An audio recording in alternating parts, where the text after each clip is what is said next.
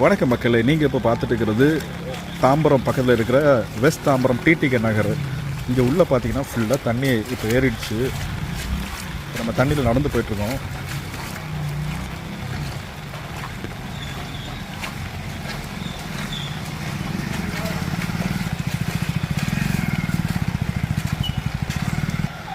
இது ஃபுல்லாகவே ரோட்டில் தண்ணி ஆகிடுச்சு பாருங்கள். ஃபுல்லாகவே